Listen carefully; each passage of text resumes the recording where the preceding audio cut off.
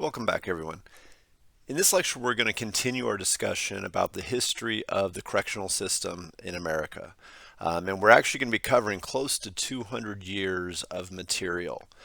So one of the main takeaways that I want you to see in this one is sort of how philosophies and approaches have changed over the last 200 years, but also keep in mind how certain remnants and pieces of those different, what we're going to call models and philosophies, are still with us today, and how we still debate the efficacy and the good and the bad and the ugly of various approaches to our correctional system.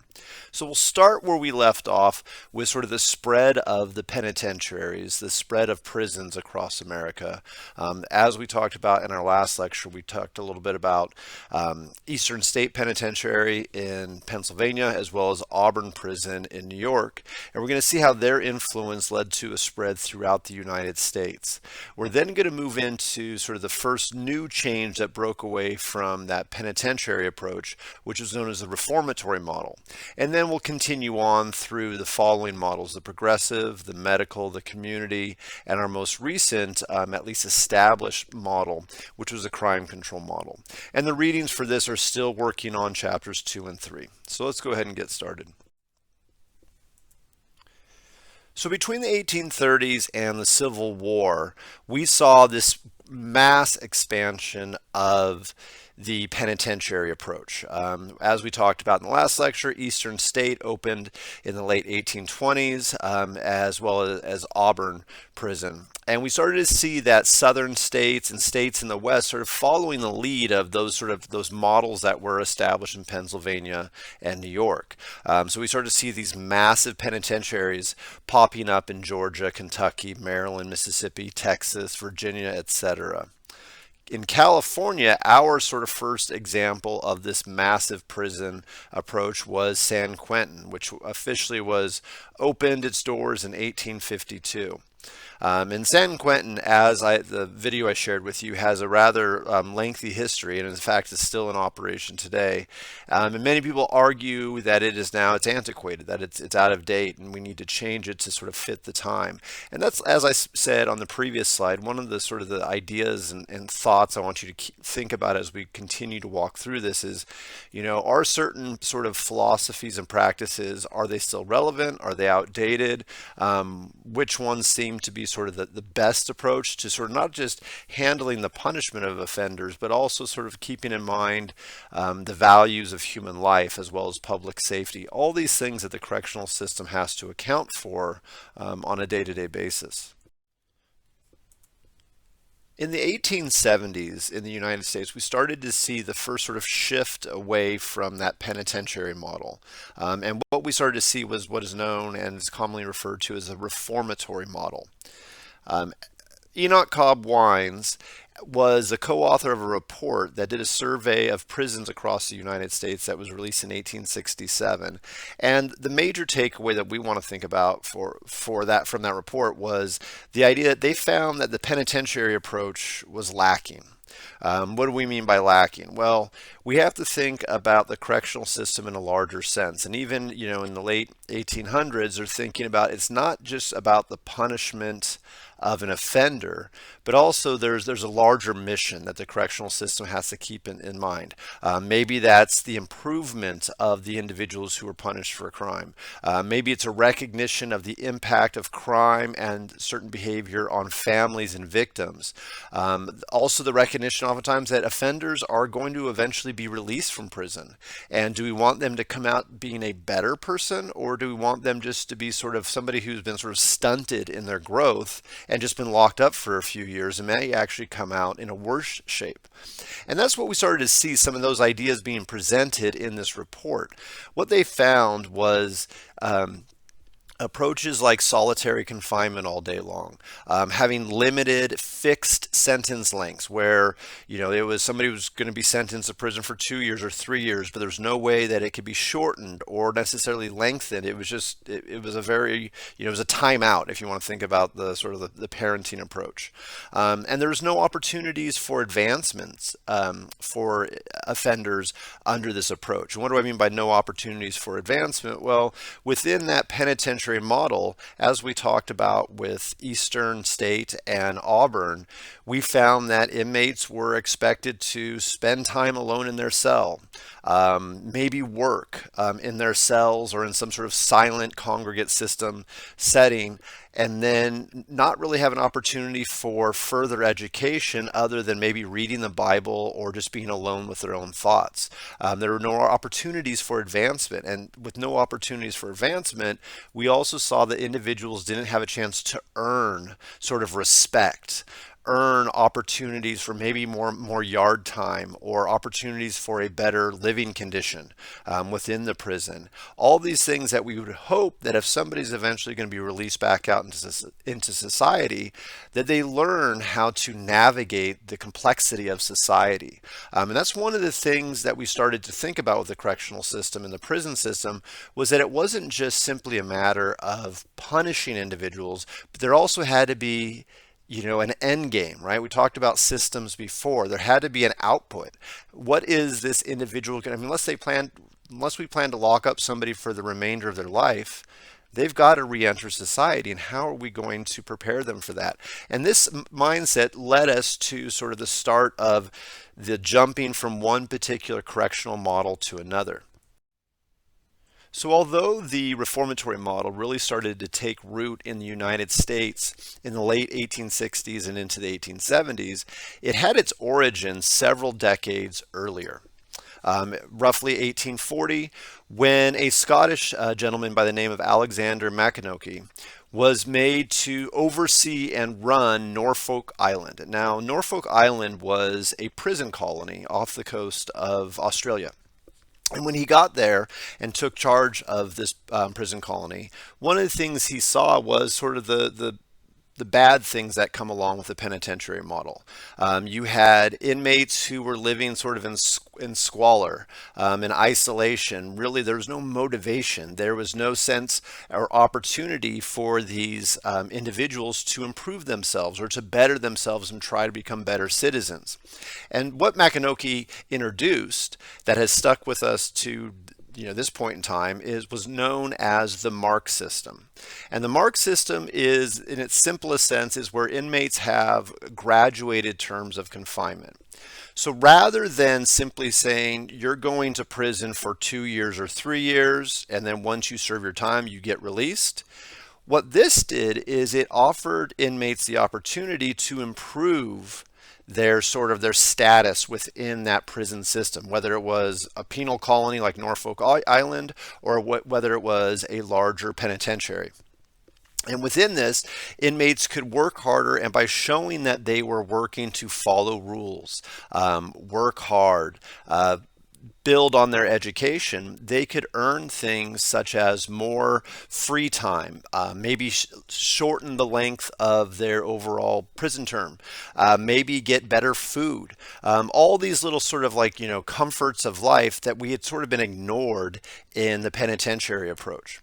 And this idea started to take off. After Maconochie introduced it at Norfolk Island, we started to see it expand, especially throughout Ireland. And that's why oftentimes if you look it up or if you're reading books, the mark system is sometimes referred to as the Irish or the intermediate system. So all these sort of have the same origin of this idea of teaching inmates to sort of, through their own volition, sort of earn their way towards being a better citizen, a better human being. And it's something that is still part of the correctional system today. So the implementation of this reformatory model in America itself really took hold at the Elmira Correctional Facility. So as I had mentioned a couple slides previously, we had Enoch Cobb Wines in late 1860 co-authored this report saying our prison system doesn't work. Over the next decade, more and more individuals who were looking into the correctional system and ways in which to improve it sort of culminated with this idea of introducing this mark system and this reformatory approach that they had seen from Maconochie into America, and it culminated in 1876 at the Elmira Correctional Facility. 1876, one of my favorite names in all the correctional history, Mr. Zebulon Brockway was the superintendent of this particular facility. And I want you to pay attention to some of the points I'm going to show here in just a second that really show, from at least from a research point of view, when you're implementing something to see, does this new policy or does this sort of approach work? I personally find it to be rather impressed with what Mr. Brockway did. So what they did at this new facility, Elmira Correctional Facility, they brought in prisoners to start populating it. They brought in prisoners from up the road in Auburn Prison, so it's in New York. But more importantly is they focused on first-time felons. So not individuals who had been in and out of the prison system who had been career criminals, who had sort of become institutionalized and sort of really been entrenched within this sort of criminal world and the correctional system. Rather, these were individuals who had run afoul of the law for the first time. And also they focus on younger individuals. So first-time felons that were roughly ages 16 to 30. And Brockway introduced that mark system, that same mark system that we had talked about on the previous slide, into sort of how inmates were classified. So inmates would come in at a certain level of this mark system and could earn their way to a better level with, as I mentioned before, with hard work, with rule following, and things of that nature. So several of the components that started to be sort of the core of the reformatory model as it spread not just through Elmira but also through many other prisons throughout the United States was, first of all, at its base was that idea of introducing that mark system that we had mentioned.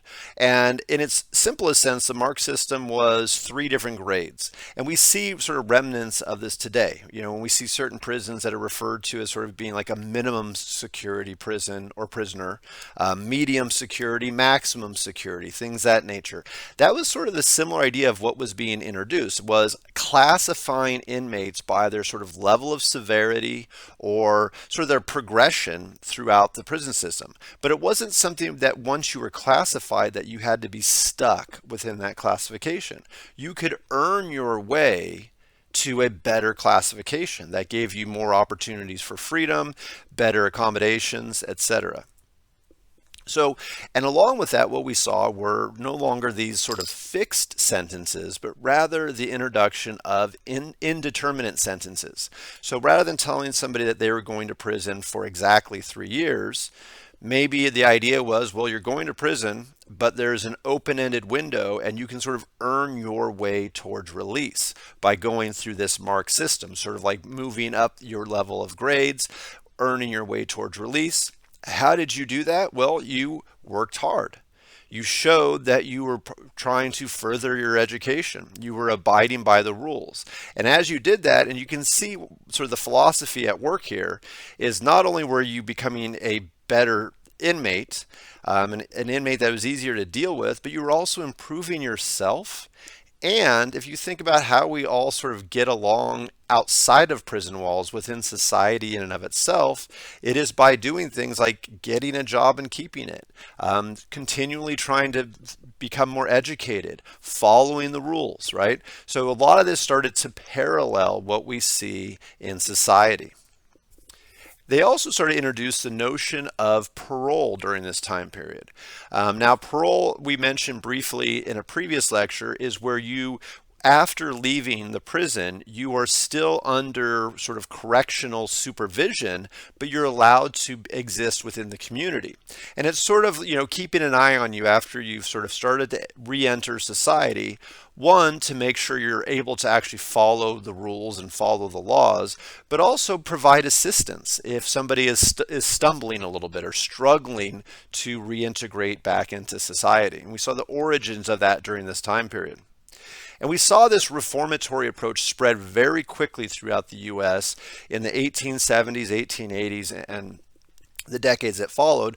But sure enough, as we'll start to see with all these models that we'll be talking about throughout this lecture, there comes sort of a sunset period, and we started to see that the sort of the belief in the reformatory model itself started to wane, and its use started to decline by the early 1900s. So let's take a look at why that might be.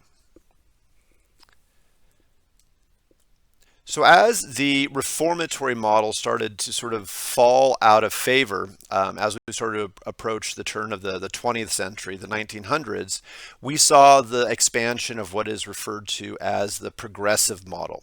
And the progressive model also had roughly a 30 to 40 year window. I mean, on any of these, there's no real like set date. There's always sort of like an ebb and flow as we start to see changes and shifts in philosophies in the correctional system. But the progressive model really sort of matched sort of our theories about offending and criminal behavior at the time. And what we see here was this growth of what we'd call the positivist model. Now, if you're taking a criminological theory class, one of the things, if you have or if you're going to, one of the things you'll notice is when we look at sort of our understanding of trying to explain human behavior and criminal behavior in particular, we had the 1700s and through the first part of the 1800s sort of a big philosophy about what we call the classical school. Or the rational choice approach to understanding criminal behavior.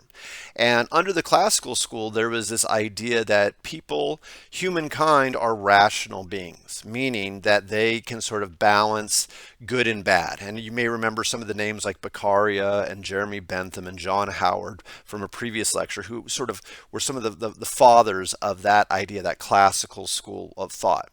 And that fit nicely with the penitentiary approach and even a little bit of the reformatory approach, because the thought was that if everyone is sort of a rational human being, they will figure out ways to maximize their pleasure and avoid pain. So in the penitentiary model, the thought was, well, people will start to have sort of this introspective look at themselves and figure out that, you know what, I should be a better person. My life will be better if I follow the rules. Under the reformatory model, not only do you have that introspection, but there's also sort of that carrot.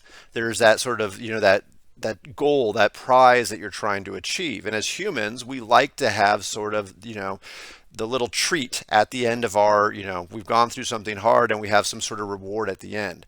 And that was sort of the idea of the reformatory model. It was, if you work hard, if you follow the rules, you will get better conditions within prison and eventually you will be released back into society. And all of that is based in this idea of like a rational human being.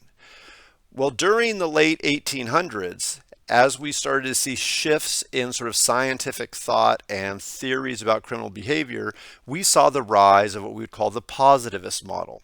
And the positivist model started to say, you know what, maybe not all humans are as equal and rational in their behaviors as we once thought. Rather, maybe we are sort of pushed and pulled towards good behavior or bad behavior because of things sort of innate in us, whether it's something about our biology, maybe it's something about our psychology, maybe it's even something about the environment that we grow up in. And we sort of start to see this change in theories of criminal behavior where under the positivist model where we say, okay, what is it about different humans biologically? Like down to our hormones, down to our brains, things of that nature, that make one of us behave differently than somebody else. What is it about our psychology, our emotions, our intelligence that may change or differentiate why one person behaved a certain way and another person? And then especially in the early 1900s, we started to see the growth of sort of the sociological positivism approach, where we start to realize that maybe it's the society we live in, it's the laws of that state or that county or that city that have different impacts on different types of individuals. And obviously we'll go into some of that in more detail, but all of that was the background, this idea of positivist model, and that different people have different life situations, and therefore we need to start targeting those individual differences if we're going to appropriately punish, and here's the term that we're going to start to see, rehabilitate individuals while they're being punished. And so during this progressive model era, we start to see a large sort of focus on individualized treatment, realizing that not everyone is created equal. Some people may need help with their addictions. Some people may need help with their education. Other people may need to learn a certain job skills. Some people may need help with managing their emotions, right? You can imagine all the different pieces of the puzzle that make us unique creatures. And we've seen that sort of passed on to today, where we start to classify and I try to identify what does one person need versus what will help a second person. So what was the legacy of this progressive model? Well, one of the things that, as you can see, if we start to think about individualized treatment and realizing that different people are different creatures, one of those things is a basic, dichotomy is the difference between adults and kids, right? And we saw that the introduction of the juvenile court system in Chicago, Illinois in 1899 was one of these sort of big recognitions that juveniles and adolescents are not the same as adults. Now, our science may not be as advanced as it is today as far as understanding what's going on in the brain and with hormones, but there was a pretty good idea that, a 14-year-old is not just a mini adult. No. They have certain impulses, and their level of maturation hasn't achieved a certain level where they can be a rational human being. And in fact, they're more likely to act out in irrational matters. And therefore, that maybe we should treat them differently and handle them differently while they're in the correctional system.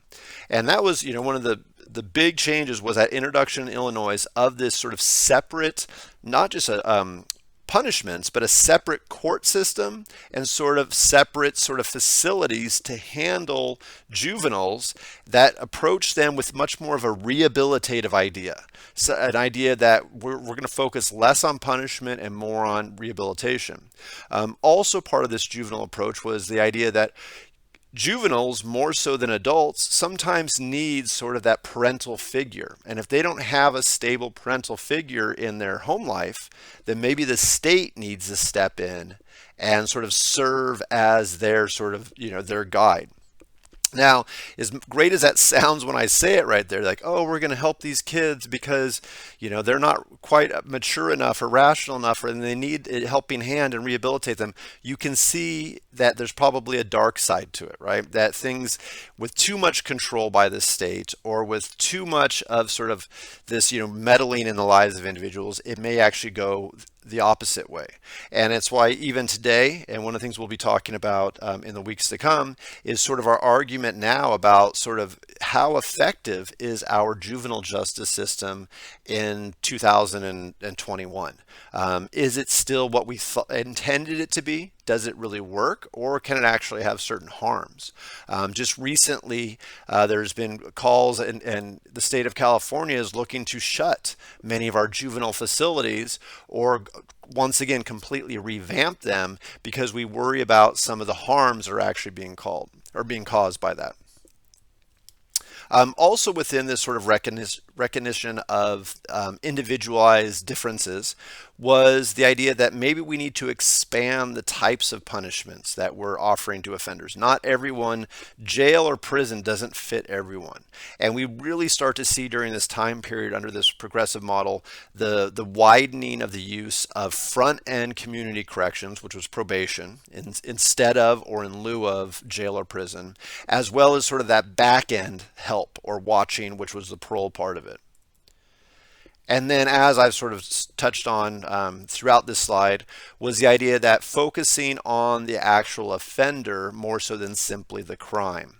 And that's also an interesting thing, but also open to a lot of debate. And even today, people will make this argument, should we focus more on the punishment matching the crime, or should we focus on the punishment being the best fit for that particular offender who happened to commit a particular crime? And hopefully you kind of follow that logic. But do we focus on what the offender needs, or do we focus on just, if you've done this particular act, everyone gets the same punishment? And during this time period, there was a thought and a belief that we needed to take into account individual differences. Certain terms that we still hear today are things like mitigating factors and aggravating factors in a particular crime that may have led that individual into that situation.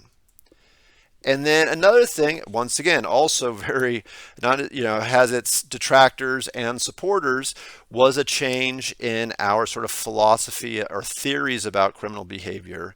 And there was a push, especially in the 1920s and 1930s, towards the end of this model.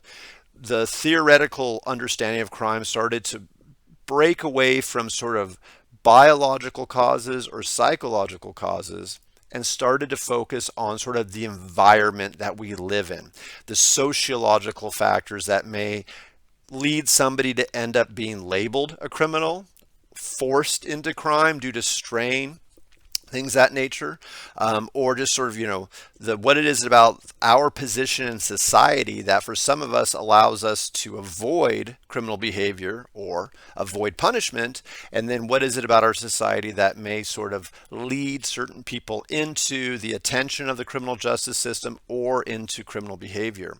And a lot of the theories at the time, especially like the Chicago school theories, a core realization when they started to sort of document and follow crime trends was this belief that crime was occurred in urban ghetto environments, and in many of these urban environments with concentrations of individuals, these were often the sections of towns and cities with a large immigrant population. Now the tough thing is, and this is where you have to be careful about how you read it, for a lot of these theorists, they were started off with the idea of just saying, well, this is where the crime occurs. But you can see it's just one or two steps for other people to look at that and say like, oh, if that's where the crime occurs, then those people living in ghetto environments or those immigrants, it must be something about them that causes the crime.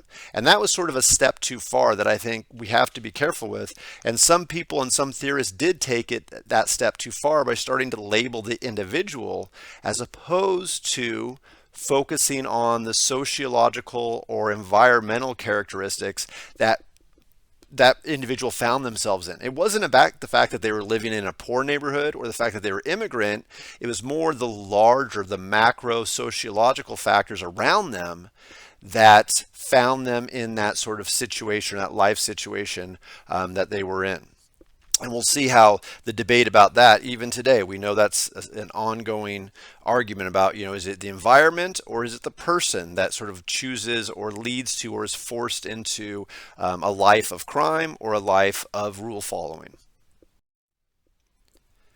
As we move forward here, the next major model is referred to as the medical model. So roughly the 1930s up through post-World War II into the 1960s, we saw the expansion of sort of a very scientific medical analysis approach of understanding human behavior. The components of this was one of the key things. That term rehabilitation became huge, especially here in America. During this time period, it was this idea that we can rehabilitate people. And as the name, sort of the idea of a medical model, if it helps, think of this analogy, right? If you go to the doctor and you're sick with something, they want to study you, classify your illness or whatever it is that's bothering you into a certain category, and then figure out how can I fix that illness, right? Is it changing your diet that will quote unquote fix you? Is it giving you a certain pill or a prescription that will fix you? Is it changing your exercise habits or lifestyle habits that will fix you? And you notice I keep saying the word fix. That was sort of at the core. Whenever I think of this medical model, our criminal justice system was trying to say, how can we fix somebody? Like an offender, it was almost this idea that an offender is broken. And you may agree or disagree on that, and we'll save that for another discussion later. But at the time, this sort of was one of the main ideas, that an offender was sort of this broken individual that needed to be fixed. And as long as we brought in the right doctors, scientists, etc., we could figure out the way to fix you. So we see coming out of that the major expansion of psychological assessment and classification. We still see this today. It's a huge part of our criminal justice system. We have pre-sentence reports. We have, prison assessments when people first enter prisons. We love to assess people, and therefore we can classify you. And there is a good. I mean, I'm not trying to talk poorly about this approach, because there is definitely a good component to having somebody go through a battery of tests and assessments and interviews and looking at their history and their background, because then, yes, hopefully we can find where they need help. Where are they lacking? Do they have addictions? Do they lack certain educational deficits? Do they have some sort of psychological or family issues that need to be addressed? So it is good, but you can also see how sometimes it can be taken too far, because you start to almost step away from the humanity of that individual by trying to assess them almost like a car that goes to the shop and they're trying to figure out what's the cause of the problem. But regardless, good or bad, this growth of these psychological assessment and classifications became a huge part of the correctional system. Some of the common, or that have really stood the test of the time, that grew out of this are things like the LSIR, which stands for the Level of Service Inventory. That R just means it's a later version. So like the Level of Service Inventory Revised, the MMPI, the Minnesota Multiphasic Personality Inventory. These are psychological assessments that grew out of this sort of like, World War II era, and have stuck with us to today. What do? Well, you're given a long list of questions in order to sort of assess your psychological status. We use both the LSIR as well as the MMPI in assessing and classifying inmates and offenders all across, in multiple places across the United States. For any of you who are interested in going into law enforcement, there's a version of the MMPI is often used as far as sort of the psychological assessment and classification of potential recruits or candidates for the academy. And so once again, there's believers and there are detractors, but this idea is that if we ask you enough questions, give you enough scenarios, based upon your responses, we can start to get an idea of what kind of person are you? Are you introverted? Are you extroverted? Are you a little bit narcissistic? Are you psychopath? Are you sort of, a caring person with empathy, or are you more cold-hearted? Do you have sense of entitlement, et cetera, et cetera? And the goal within the correctional system was that by the more that we can sort of assess you, we can classify you, and then we know how to treat you. And the idea there that goes with the legacy is we saw a major expansion of treatment during this time period. Now, with an expansion of treatment, the other thing that has to go hand in hand with that is there's not just one mechanic, right? It's just like going back to sort of using a medical example.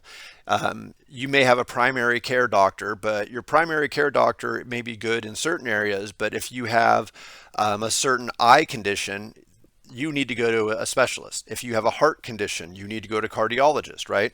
So we started to see, even in the correctional system, an interdisciplinary sort of focus.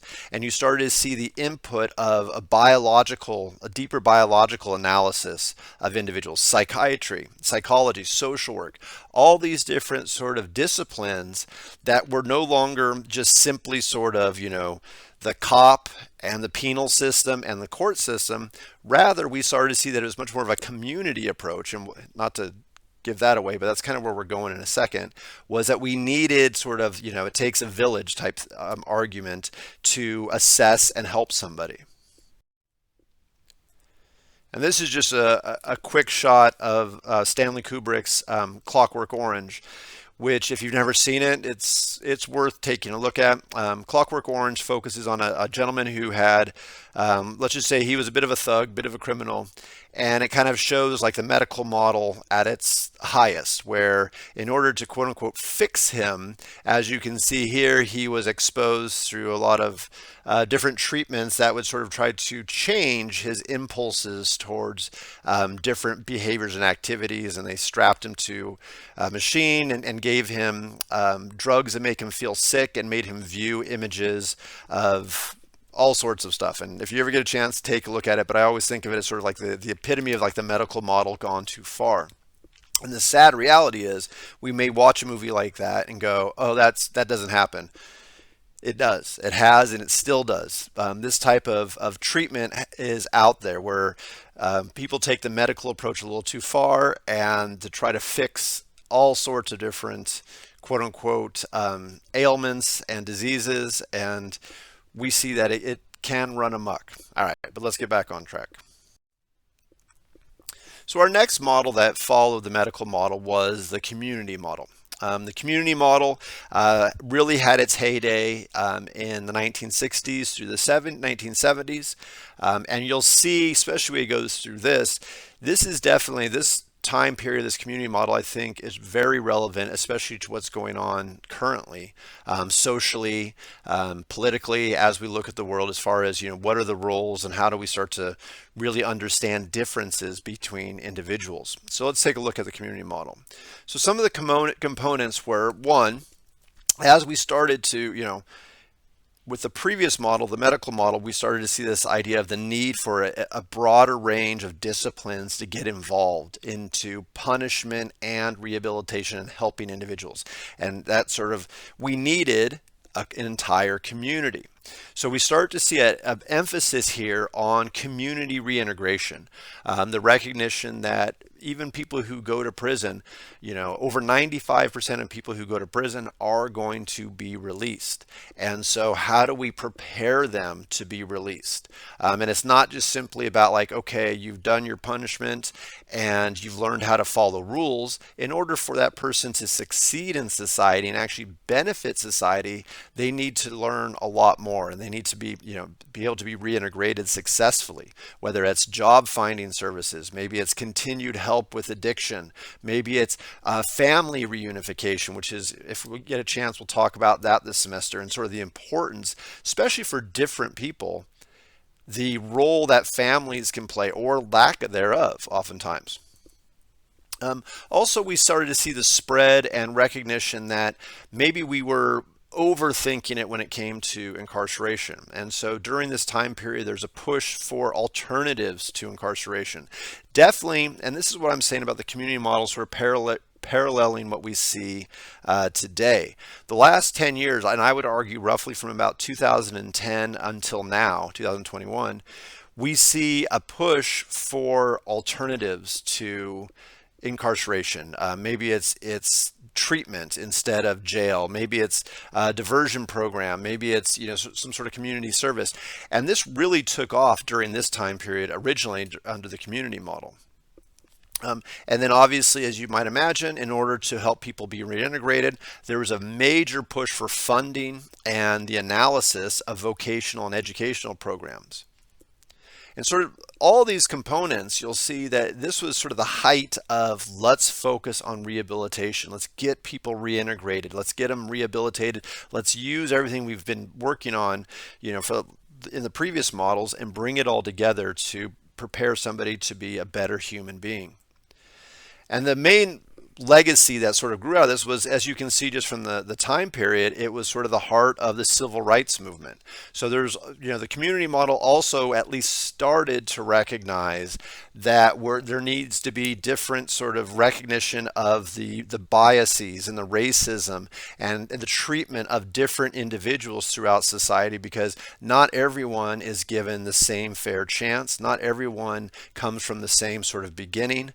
And therefore, we need to, as a community, start to recognize and understand and respect each other's differences, and also make sure that there is, even if it's legislatively done, there's opportunities to have people the opportunity to be as equal in their rights as possible. And we see that coming right back. That same discussion has come back till today. And also, sadly, another parallel we saw was, 1970, May 4th, 1970, Kent State University in Ohio. The Vietnam War was coming somewhat to an end, and students doing peaceful protests, as they were at many universities across the nation, arranged for a peaceful protest, but the National Guard was called out to monitor it. And sure enough, one thing led to another. The National Guard opened fire, and we had 4 individuals killed, 1 person paralyzed, and I think like 8 other individuals wounded. And some of these individuals who were severely wounded or killed were really not even part of this demonstration. And sadly, you can see parallels to what we've seen going on in America, especially over the last year, with various social demonstrations where you have things that start off peacefully, once they're turn into clashes with law enforcement, and then bad things happen. So, not to bring you down with that idea, but the idea is I want to make sure you understand sort of the need, because I think, as you'll see in the next slide, this community model sort of was getting started in the 60s and 70s. And amongst the civil rights legislation and the civil rights era, there was a push, and advancements were being made, and recognition of differences in different segments of society, and were being, sort of pushed. But then something happens. And what happens, we're going to see on the next slide. So what led to the demise of the sort of the community model? Well, as you can see right here, it was the crime control model. So the 1970s were started off with a community approach, civil rights legislation, pushing for so many recognitions, not just in the correctional system, obviously, but in society as a whole. And then we see a drastic shift that stuck with us for roughly 40 years. And some people say that we're still deeply mired in this particular model. You'll notice here, I arbitrarily sort of put a rough end to this model. I would say around 2010. And that's sort of my arbitrary approach. I know your course textbook and a lot of other scholars would argue that we're still in the middle of a crime control approach. I think the last decade, give or take, we've started to see changes. I think we've shifted back more towards a community-esque approach, but I'll let you sort of be the judge, or the one who makes your own opinion on that. But let's take a look at this crime control model and how it sort of superseded and overtook the community approach for those 40 years. So the components of this model were a shift away from sort of indeterminate sentencing and away from rehabilitative approaches, and rather it was a shift back to sort of determinate sentencing or mandatory sentencing. And in many ways, this is almost like going back to like the penitentiary approach. So determinate sentencing and mandatory sentencing, in its simplest sense, is the idea that once you are sentenced to prison, or whatever your punishment may be, it's for a fixed period of time. So you're no longer trying to, go to prison and under that mark system or some of the other rehabilitative things, trying to show that you've improved, shown that you are a better citizen, that you're rehabilitated, that you're reformed, whatever it may be. No, this time period sort of stripped away all of that and said, let's have people go back to the idea of like, if somebody's going to go for 3 years, let's make sure that they serve 3 years. If it's 5 years, it's 5 years, etc. And we'll talk about why that shift came in just a second. But that's kind of the idea of this idea of determinate or mandatory sentencing. Also, thinking back to our rationales, remember the rationales like deterrence, rehabilitation, incapacitation was one of them, right? As far as why we punish in the first place. This time period started to see a renewed emphasis on this idea of we just need to lock up the criminals. We need to incapacitate them. We need to separate them from society. And then the legacy of this, we think about, well, okay, what have we taken away and what has sort of stayed with us?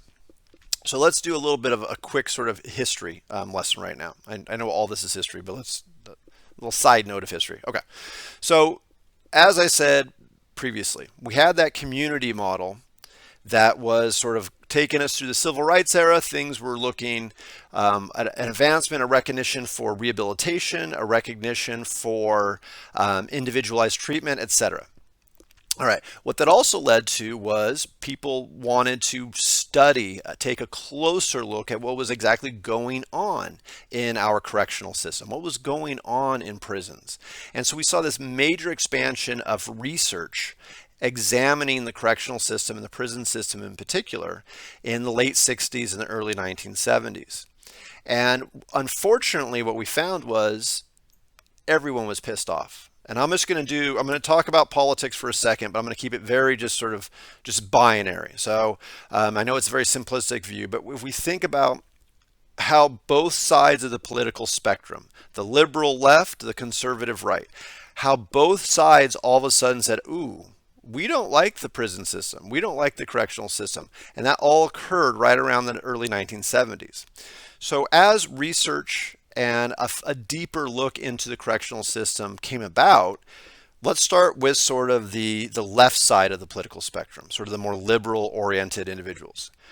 As we started to examine prisons and we saw how people were quote unquote being rehabilitated supposedly, we saw that in our prison systems that people were given what were known as indeterminate sentences, and sort of with that sort of that mark system idea, were sort of supposed to show that they had sort of earned an opportunity for release. How did they show that? Well, they had to have their case reviewed by a parole board, and a parole board would make the decision of whether or not you were eligible for release. And as we started to study that, we found a lot of discrepancies, discretion, downright, racism within sort of that indeterminate rehabilitative approach. Certain types of beneficial programs were not being offered to all inmates.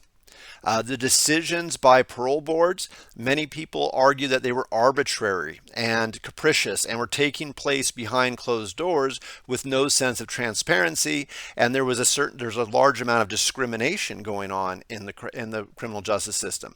And oftentimes individuals of minority individuals, poorer individuals were actually receiving harsher treatments, longer sentences than more affluent individuals.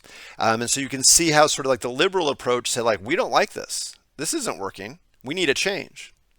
The same point in time, on the other side of the spectrum, if we look at sort of like the more right leaning conservative side of the political spectrum, they looked at that same picture and they also found problems with the approach. They looked at it and they said, wait a minute. You're using taxpayer money, my hard-earned money, to quote-unquote rehabilitate these offenders. And in efforts of doing so, you're giving these offenders opportunity for high school or even college level education. You're giving them a place to sleep. You're giving them 3 square meals a day. You're giving them a place to exercise and work out. And yet I'm out here on the street busting my rear end just to try to make a paycheck for my family. And then you're taking some of those taxes and giving it to these convicted felons, right? So you follow my lead here, you can see how that might piss off some people too. And they sort of say like, no. These individuals should be going to prison, and they should be going to prison and doing time, and it should be a horrible place. And my taxpayer dollars should not go to, quote unquote, helping these people or giving them sort of a free pass. So what we saw here was both sides of the political spectrum started to really question sort of the rehabilitative ideal that had been dominant for like the last, 50 plus years in the United States. And even though their rationales and reasons for not liking sort of that rehabilitative approach that we saw in, going back to even the reformatory model and then continuing all the way through the community model, even though they didn't agree on why they didn't like the approach, both sides said, we don't like it, we need a change. And that kind of created the perfect storm. And then within that perfect storm, the straw that broke the proverbial camel's back was a article released by Robert Martinson in 1974. Now, Robert Martinson, in an honest effort to really evaluate the effectiveness of rehabilitative programs, did what we would now call sort of a mini meta-analysis. He went and looked at research that had been conducted over the last few decades throughout the United States and wanted to see the effectiveness of programs and treatment and therapy, etc., that was being used in prisons. And at least in his report and how he interpreted his findings, he came out and a simple statement basically said, rehabilitation does not work. Now, his methodology was flawed. And even in years later, he would recant several of sort of his findings and recognize that it was a poorly done study, but it was the perfect time in this perfect storm where this study by Robert Martinson comes out in 1974 with the big headline, Rehabilitation Does Not Work. And so sure enough, both sides of the political spectrum go, see, we told you. The liberals didn't like it, the conservatives didn't like it. And the argument was, we need a change. And that change led to this very rapid shift to a determinate, mandatory crime control approach to our correctional system that stayed with us for several decades. So all of a sudden, indeterminate sentencing and the sort of the use of parole boards started going out the window. And instead, state by state, there was a shift to the idea of we need to lock people up. We need to make sure that it's very transparent how long they're going to serve their time. And sure enough, in California in 1977, we shifted over to, we got rid of our indeterminate sentencing approach and we introduced a determinate approach. And the idea was to sort of make it very clear to the public how long somebody was supposed to serve time. And with that, though, all of a sudden, if people are going to prison for 3 years, and follow with me for a second here, if your prison term is 3 years, and the only way that you can shorten it is by just being a average inmate, and therefore you'll get a little bit of good time. Maybe for every 3 days you're good, you'll get 1 day knocked off of your overall sentence. A very mathematical formula. But if you try to improve your education standing, if you try to learn new job skills, if you get, addiction treatment, none of that's really going to matter. It's like a mathematical formula when you'll be released. And what happens is the incentive for inmates to sort of improve, to sort of work through those graduated sort of like mark system tiers is diminished. And also from the prison point of view, from the management point of view, the need to fund treatment and rehabilitation programs goes out the window too, right? One is because inmates don't want to do it, and if they're not forced to do it, they won't do it. That was the idea, at least. Funding for rehabilitation goes out the window because people like Robert Martinson come out and claim that it doesn't work in the first place. And so what happens is we start to see a massive increase in our correctional population. We see these rising incarceration rates because there's no sort of like give and take to that system. And instead, and this is what we saw in one of our earlier slides where you may recall, we saw that chart of sort of like the correctional population from like the 1920s up until roughly now. And we saw that all of a sudden in the 1970s, we see that spike happening. This is exactly when it happened and why it started to happen. Because we changed our sentencing laws, we changed our approach to the prison system. We focused more on just locking up people and making sure that they were locked up. And we see these rising incarceration rates. And we also started to see the introduction of more and more punitive policies, not just in the 1970s, but this continued through the 1980s, the 1990s. This is where we saw things like the 3 strikes laws, truth in sentencing laws, mandatory minimums, things of that nature. We see that focusing much more of the focus as opposed to sort of a rehabilitation was seen as pushed aside. No more rehabilitation. Instead, let's lock them up and keep them away from society. And all that is sort of what led us to where we are today. Now, we've seen some shifts. As I said, California, we changed our approach and kind of shifted to this crime control model 1976, 1977. And most other states across the US followed around the same time period. And we sort of have been stuck and mired in it at least into the early 2000s. Now, my argument is I believe that there has been change over the last 10 to 12 years. And we are now entering a new model. And I leave it to you to sort of think about that and think about like when we look at the policies that are in place in our correctional system and as we learn more going forward in this class and as we talk about them, start thinking about like what would you label the model that we are currently in? Are we in this crime control model still, or are we in something new, something unique and different?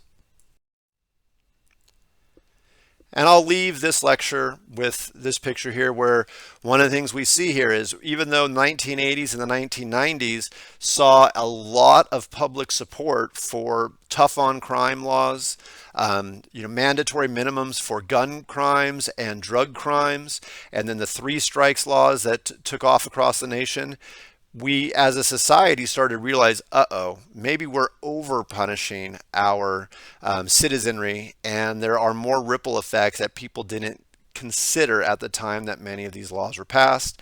And over the last decade or so, there has been somewhat of a mind shift, but the debate still rages on. And as I've said from the beginning of this one, you can see a lot of things that may have started back in the 1870s or the 1920s. We still have those same debates today. So I'll leave it at that for now. We will obviously be talking a lot more about various components that I've kind of went through quickly in this lecture as we move forward. But I just want to sort of get you up to date to get an idea of like what is the general story of how we've gotten to where we are in America. Take care.